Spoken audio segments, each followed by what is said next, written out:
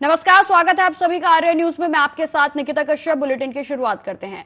रविवार की सुबह दिल्ली वालों के लिए एक साथ दो बुरी खबरों के साथ हुई। आपको बता दें कि दिल्ली में दो दर्दनाक हादसे हुए हैं, जिसमें 7 नवजात बच्चों को मिलाकर कुल 10 लोगों की मौत हो गई है। दरअसल दिल्ली में दो अलग अलग जगहों पर भीषण आग की खबर सामने आई है। एक घटना विवेक विहार इलाके की बताई जा रही है, जहां पर बेबी केयर हॉस्पिटल में आग लग गई, और जबकि दूसरी घटना दिल्ली के कृष्णा नगर इलाके की है। राजधानी दिल्ली के विवेक विहार इलाके में एक बेबी केयर हॉस्पिटल में आग लग गई। आपको बता दें कि इस हादसे में 7 नवजात बच्चों की दर्दनाक मौत हो गई, और आग जो है वो शनिवार की रात को लगी थी। ये तस्वीरें हम आपको दिखा रहे हैं। दिल्ली की दो अलग अलग तस्वीरें हैं, जिसमें कि एक विवेक विहार की है और जबकि दूसरी जो तस्वीर है वह कृष्णा नगर की है। आपको बता दें कि विवेक विहार में एक हॉस्पिटल में भीषण आग लग गई, जहां पर 7 नवजात जो बच्चे हैं वो उसमें झुलस गए, और साथ ही साथ जो दूसरी हम आपको तस्वीरें दिखा रहे हैं वो कृष्णा नगर की है, जहां पर 4 मंजिला इमारत में जो है 3 लोगों की झुलसने से आग हो गई, माफ कीजिए, मौत हो गई।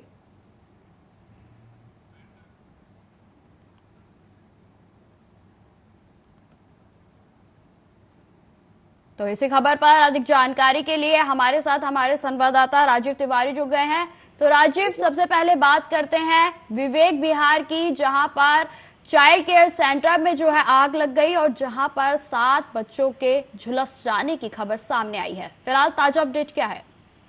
देखिए, यहाँ पर बात करें विवेक विहार की, क्योंकि दिल्ली के अंदर 2 बड़ी घटनाएं हुई हैं, जिसके अंदर लगभग 10 लोगों की मौत हो चुकी है। यहाँ पर बात करें विवेक विहार की, तो Vivek Vihar child care centre के अंदर जिस तरीके से आग लगी, उसके अंदर भी 7 बच्चों की मौत जो है वो हो चुकी है। मगर वही बात करें कृष्णा नगर की, तो कृष्णा नगर के अंदर भी एक बिल्डिंग के अंदर आग लगी, जिसमें 3 लोगों की मौत हो चुकी है। और इसी को लेकर अब दिल्ली पुलिस जो है वो कहीं ना कहीं जांच में जुटती नजर आ रही है, क्योंकि जिस तरीके से दोनों ही जगह पर रेस्क्यू ऑपरेशन कर लोगों को बचाया गया, मगर फिर भी 10 लोगों की मौत से कहीं ना कहीं बड़ी घटना जो है वो सामने आ चुकी है। मगर वही बात करें चाइल्ड केयर सेंटर की, तो अंदर के, तो वहां पर भी दिल्ली पुलिस जो जांच में जुटी हुई है, FIR दर्ज कर ली गई है।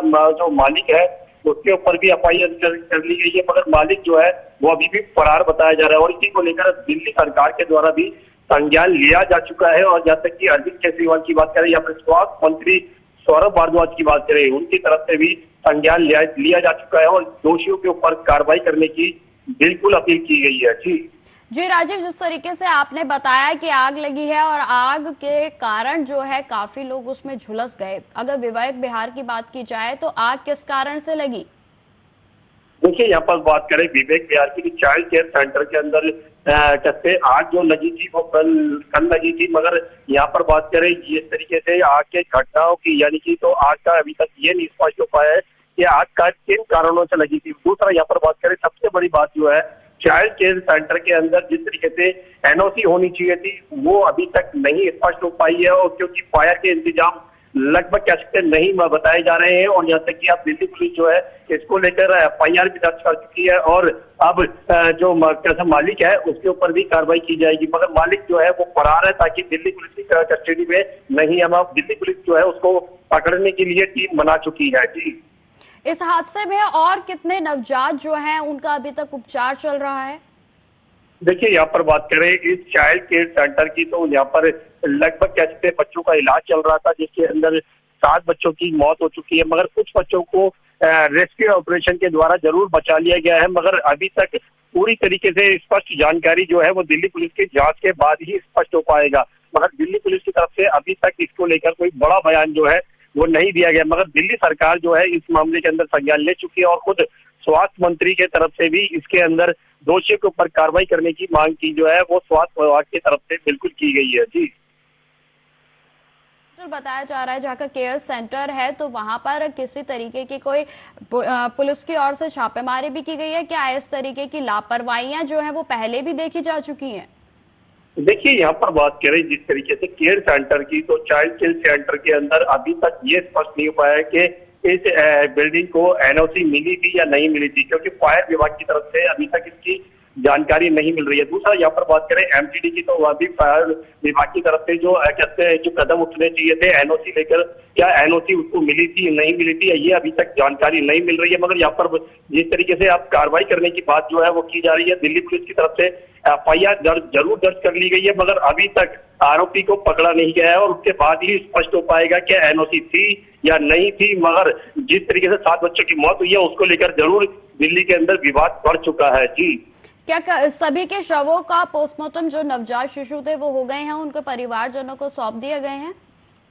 देखिए अभी तक ये पूरी तरीके से जानकारी नहीं दी गई है कि बच्चे जो 7 बच्चों की मौत हुई है और क्या वो उनको उनके परिवार को सौंप दिया गया है या नहीं सौंपा गया है। मगर जांच के बाद ही स्पष्ट हो पाएगा कि कौन सा बच्चा किसका था और उसकी रिपोर्ट के हिसाब से ही पता लग पाएगा कि कहां पर किस व्यक्ति का कौन सा बच्चा था। मगर यहाँ पर बात करें अभी तक जो जांच के अंदर स्पष्टता आई है वो सिर्फ इतनी है कि दिल्ली पुलिस के द्वारा एफआईआर दर्ज की गई है और दोषियों के खिलाफ कार्रवाई की जाएगी। और यहाँ पर बात करें जैसे मालिक की, तो मालिक के ऊपर भी कार्रवाई की जाएगी और मगर मालिक जो है वो पुलिस की कस्टडी से अभी तक फरार बताया जा रहा है। जी राजीव, कृष्णानगर में जो भीषण हादसा हुआ है उसको लेकर क्या कुछ ताजा अपडेट सामने आ रहा है? देखिए कृष्णानगर की बात करें तो कृष्णानगर के अंदर भी एक बिल्डिंग के अंदर आग लगी थी, मगर यहाँ पर भी कहीं ना कहीं 3 लोगों की मौत हो चुकी है और कुछ लोगों को जरूर रेस्क्यू ऑपरेशन करके बचाया गया है। मगर अभी तक यहाँ पर भी वही चीज देखने को नहीं मिल रही है, क्योंकि एनओसी की बात करें तो फायर के इंतजाम की बात करें वो यहाँ पर भी नहीं देखने को मिल रही है। अब दिल्ली पुलिस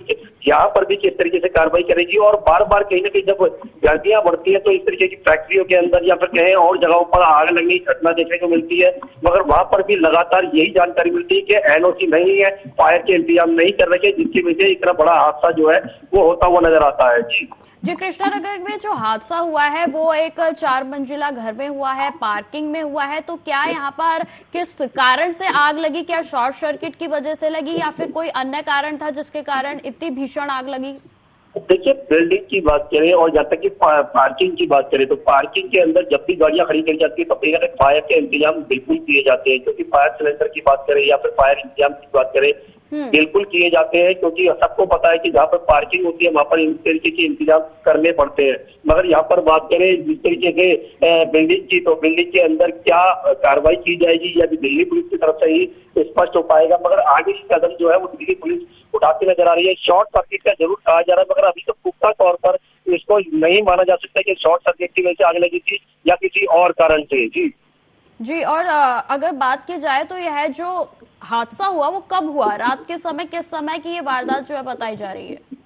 देखिए कल रात की बताई जा रही है ये वारदात और ये घटना जो है वो कल रात की है, तो इसलिए जैसे ही फायर विभाग को जानकारी मिली थी फायर विभाग की तरफ से गाड़ियां पहुंची थी और तुरंत आग पर काबू पाने के लिए मशक्कत करनी पड़ी, क्योंकि फायर विभाग को काफी मशक्कत इसलिए करनी पड़ी क्योंकि ये बेसमेंट में आग लगी थी और लगातार गाड़ियां पार्किंग गाड़ियां थी वहां पे, तो उन गाड़ियों को भी कहीं ना कहीं सेव करना था। तो कहीं ना कहीं जिस तरीके से हादसा हुआ है उसको लेकर अब जांच के अंदर ही स्पष्ट हो पाएगा कि वाकई में किस तरीके का हादसा था और ये शॉर्ट सर्किट की वजह से था या फिर गाड़ी वाड़ी के अंदर जो आग लगी है या उसके द्वारा था या फिर पूरी तरीके से अब दिल्ली पुलिस की जांच के अंदर ही स्पष्ट हो पाएगा। जी राजीव, जिस तरीके से इस मामले में जो है कई लोग घायल भी हुए हैं, कई लोग आग की चपेट में आ गए, तो क्या वह सभी मंजिल में रहने वाले ही थे या फिर आसपास के लोगों को भी आग ने अपनी चपेट में ले लिया?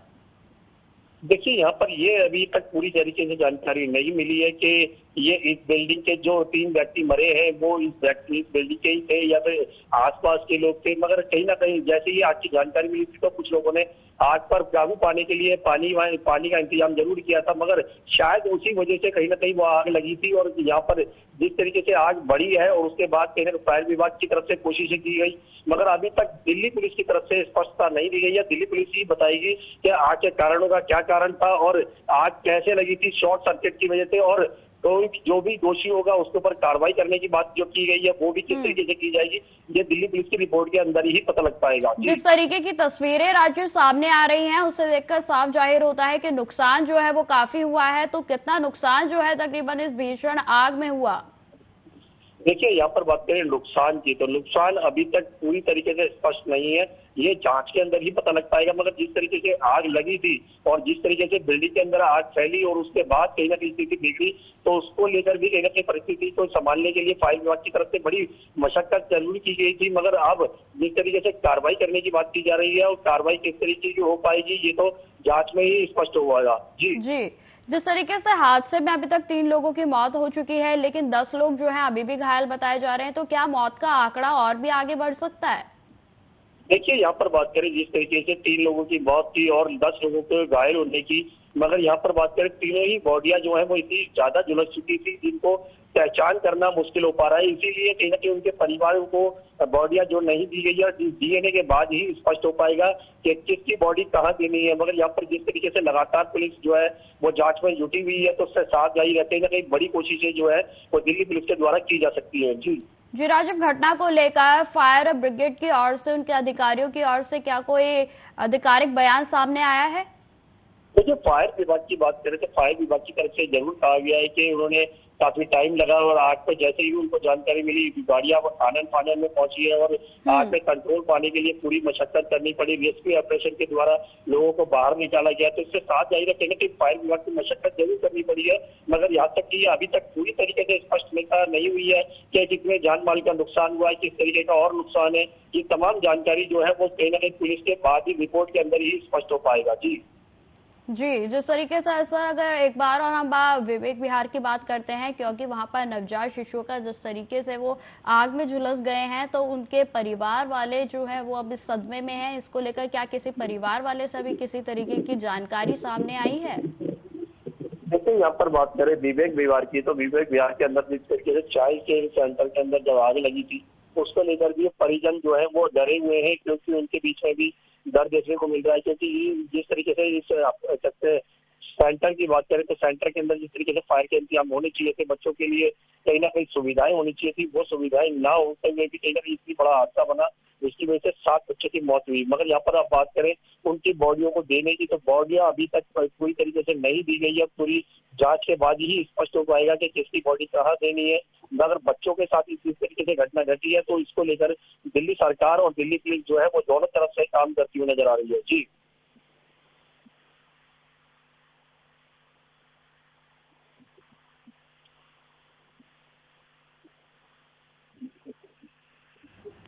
तो जिस तरीके से लगातार हम आपको दिल्ली में आज जो अग्निकांड हुए हैं उनकी तस्वीरें दिखा रहे थे, और राजीव जी आप लगातार हमारे साथ बने रहें।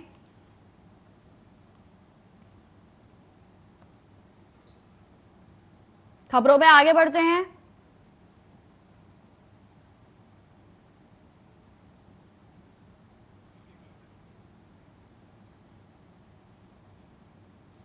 अगली खबर गुजरात से है। गुजरात के राजकोट जिले के कालावड में शनिवार की शाम एक गेमिंग जोन में आग लग गई।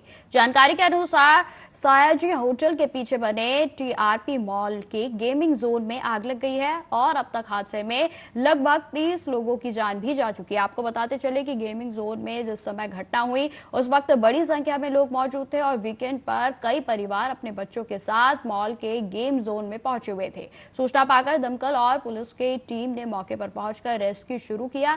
तो वहीं आपको यह भी बताते चले कि पुलिस ने गेमिंग जोन के मालिक को भी गिरफ्तार कर लिया है। गेमिंग जोन में अचानक आग लगने से अफरा तफरी मच गई और जिसके बाद 5 किलोमीटर की दूरी तक धुएं का गुब्बार देखने को मिला। आग और धुएं के बीच खड़े जो लोग थे वो काफी जो है उनके फंसे होने की आशंका भी जताई जा रही थी। वहीं आपको यह भी बताते चले कि आग बुझा ली गई है और मलबे से सर्च ऑपरेशन जो है लगातार उसमें जारी है। अब तक 30 लाशें निकाली जा चुकी हैं और अभी मरने वालों की संख्या आगे भी बढ़ सकती है। वहीं आपको यह भी बताते चले कि राजकोट के सभी गेमिंग जोन के संचालकों पर अब रोक लगा दी गई है। मामले की जानकारी लगते ही गुजरात के मुख्यमंत्री भूपेंद्र पटेल और गृह मंत्री हर्ष सांघवी घटनास्थल पर पहुंचे और जहां हालातों का उनके द्वारा जायजा लिया गया। मुख्यमंत्री भूपेंद्र पटेल और गृह मंत्री ने राजकोट के गिरिराज अस्पताल में घायलों से मुलाकात भी की। गुजरात के गृह मंत्री हर्ष सांघवी ने कहा कि राजकोट में एक बहुत ही दुखद घटना घटी है और इस घटना में कई परिवारों के सदस्यों ने अपने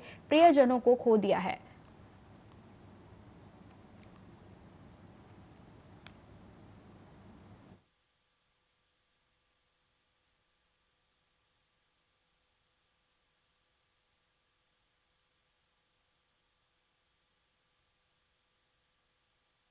तरीके से आज भीषण दर्दनाक हादसे की तस्वीरें देश के अलग अलग हिस्सों से सामने आ रही है और जिसे लगातार हम आपको दिखा रहे हैं। इस समय हम आपको गुजरात की तस्वीरें दिखा रहे हैं, जहां पर राजकोट में एक बेहद ही भयावह जो हादसा हो गया और जिसमें 30 लोगों की जान अभी तक जा चुकी है। साथ ही साथ आपको बताते चले कि जिस तरीके से इलाके में सर्च ऑपरेशन जारी है, उसमें अधिकारियों का यही बयान सामने आया है कि अभी मौत का आंकड़ा आगे और भी बढ़ सकता है। आपको बता दें कि बीते कल जो है शनिवार था और जिसके कारण सभी वीकेंड पर अपने परिवार वालों के साथ जो बच्चे हैं वो गेमिंग जोन में जुड़े हुए थे, वहां पर खेल रहे थे और जिस दौरान यह हादसा हुआ उस दौरान मॉल में काफी संख्या में लोग जो थे वो मौजूद थे। वीकेंड होने के कारण भी जो भीड़ थी वो काफी थी और जिस दौरान यह हादसा हुआ और हादसे की चपेट में भारी भीड़ आ गई। आपको बता दें कि इस हादसे में 30 लोगों की मौत जो है उनकी पुष्टि हो चुकी है। वहीं आपको यह भी बता दें कि जिस तरीके से इलाके में अभी सर्च ऑपरेशन जारी है उसको देखकर यह लगता है और साथ ही साथ अधिकारियों का भी यही कहना है कि आगे भी मौत का आंकड़ा जो है बढ़ सकता है।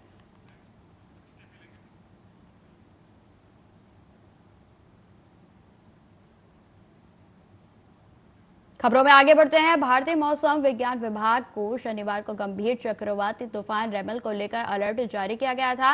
वहीं आपको बता दें कि आज रविवार को आईएमडी ने इसके अपडेट को लेकर सोशल मीडिया साइट एक्स पर एक पोस्ट शेयर की है। पोस्ट में आईएमडी ने कहा कि साइक्लोन रेमल का पात उत्तरी बंगाल की खाड़ी पर सागर द्वीप समूह के दक्षिणी पूर्व में लगभग 290 किलोमीटर, बांग्लादेश के दक्षिणी पूर्व में 300 किलोमीटर और कैनिंग के दक्षिणी पूर्व में 320 किलोमीटर पर है। साइक्लोन रेमल के ट्रैकिंग की बात की जाए तो आईएमडी के अनुसार अगले 6 घंटों में रेमल एक गंभीर चक्रवाती तूफान में तब्दील हो जाएगा। यहाँ 26 मई की रात के आसपास बांग्लादेश और आसपास के पश्चिम बंगाल के तटों से यह गुजरेगा। वहीं आपको यह भी बताते चले कि मौसम विभाग ने यह भी कहा है कि चक्रवात 26 मई को बांग्लादेश और पश्चिम बंगाल के तटीय क्षेत्रों में अत्यधिक भारी वर्षा और तेज हवाएं लाएगा और इसे लेकर कोलकाता, हावड़ा, नादिया और पूर्व मेदिनीपुर जिले के लिए भी ऑरेंज अलर्ट जारी किया गया है, जिसमें 26 से लेकर 27 मई को 80 से 100 किलोमीटर प्रति घंटे की रफ्तार से हवा चलने और कुछ स्थानों पर भारी वर्षा के भी लिए चेतावनी जो है वो जारी की गई है।